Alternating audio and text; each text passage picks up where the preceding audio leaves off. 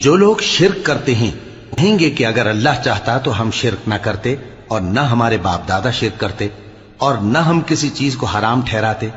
اسی طرح ان لوگوں نے تکذیب کی تھی جو ان سے پہلے تھے، یہاں تک کہ ہمارے عذاب کا مزہ چکھ کر رہے۔ کہہ دو کیا تمہارے پاس کوئی سند ہے؟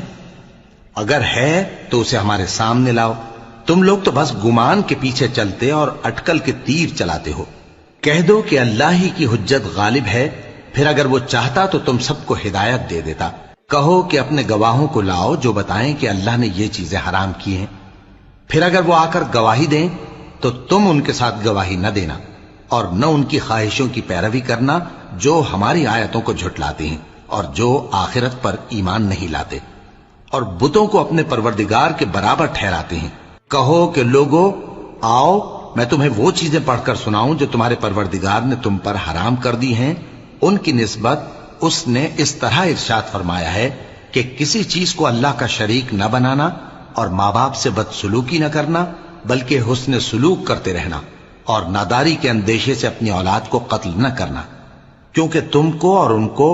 ہم ہی رزق دیتے ہیں، اور بے حیائی کے کام ظاہر ہوں یا پوشیدہ ان کے پاس نہ پھٹکنا، اور کسی شخص کو جس کے قتل کو اللہ نے حرام کر دیا ہے قتل نہ کرنا مگر جائز طور پر، یعنی جس کا شریعت حکم دے۔ ان باتوں کی وہ تمہیں تاکید کرتا ہے تاکہ تم سمجھو۔ اور یتیم کے مال کے پاس بھی نہ جانا مگر ایسے طریق سے کہ بہت ہی پسندیدہ ہو، یہاں تک کہ وہ جوانی کو پہنچ جائے، اور ناپ اور تول انصاف کے ساتھ پوری پوری کیا کرو۔ ہم کسی کو ذمہ دار نہیں بناتے مگر اس کی طاقت کے مطابق، اور جب کسی کی نسبت کوئی بات کہو تو انصاف سے کہو، گو کہ وہ تمہارا رشتہ دار ہی ہو، اور اللہ کے عہد کو پورا کرو۔ ان باتوں کا اللہ تمہیں حکم دیتا ہے تاکہ تم نصیحت قبول کرو، اور یہ کہ میرا سیدھا رستہ یہی ہے تو تم اسی پر چلنا اور دوسرے رستوں پر نہ چلنا کہ ان پر چل کر اللہ کے رستے سے الگ ہو جاؤ گے۔ ان باتوں کا اللہ تمہیں حکم دیتا ہے تاکہ تم پرہیزگار بنو۔ ہاں پھر سن لو کہ ہم نے موسیٰ کو کتاب عنایت کی تھی تاکہ ہم ان لوگوں پر جو نیکوکار ہیں نعمت پوری کر دیں،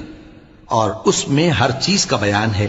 اور ہدایت ہے اور رحمت ہے تاکہ ان کی امت کے لوگ اپنے پروردگار کے روبرو حاضر ہونے کا یقین کریں۔ اور اے کفر کرنے والو، یہ کتاب بھی ہم ہی نے اتاری ہے برکت والی، تو اس کی پیروی کرو اور اللہ سے ڈرو تاکہ تم پر مہربانی کی جائے۔ اور اس لیے اتاری ہے کہ تم یوں نہ کہو کہ ہم سے پہلے 2 ہی گروہوں پر کتابیں اتری ہیں اور ہم ان کے پڑھنے سے بے خبر تھے، یا یہ نہ کہو کہ اگر ہم پر بھی کتاب نازل ہوتی تو ہم ان لوگوں کی نسبت